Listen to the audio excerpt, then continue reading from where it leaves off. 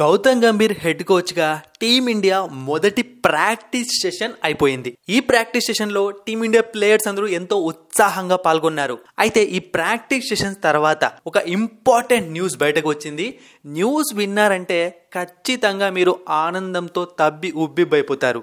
మీకు తెలుసు, టీమిండియా 3 మ్యాచ్ల T20 సిరీస్ కోసం శ్రీలంకకు వెళ్ళింది. ఆ తర్వాత వన్డే సిరీస్ జరుగుతుంది, అది వేరే విషయం. అయితే T20 ఫార్మాట్ అంటే ఎలా ఉండాలి?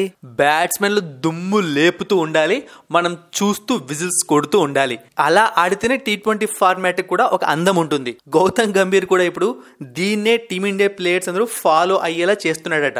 ప్రాక్టీస్ సెషన్ లో టీమిండియా బ్యాట్స్మెన్స్ అందరూ కూడా అగ్రెసివ్ షాట్స్ పైనే ఫోకస్ చేయాలని చెప్పాడట.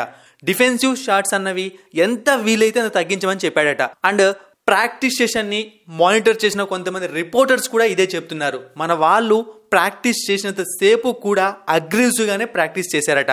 సో కోచింగ్ అన్నది గౌతమ్ గంభీర్ది ఎలా ఉంటుందో మొదటి ప్రాక్టీస్ సెషన్ లోనే ప్రతి ఒక్కరికి తెలిసేలా చేశాడనమాట. తను టోటల్ గా అగ్రెసివ్ గానే వెళ్తాను అని చెప్పి ఒక మెసేజ్ ని పాస్ చేశాడు.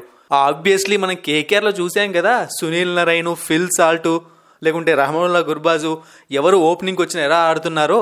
సో ఖచ్చితంగా ఫ్యూచర్లో టీమిండియా T20 వరల్డ్ కప్లో సక్సెస్ఫుల్ టీం మాత్రమే కాదు, డేంజరస్ టీం అయిపోతుంది అనిపిస్తోంది.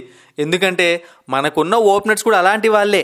ఇక శుభ్మన్ గిల్తో కూడా స్ట్రైక్ రేట్ని పెంచేస్తాడు గౌతమ్ గంభీర్ అనిపిస్తోంది.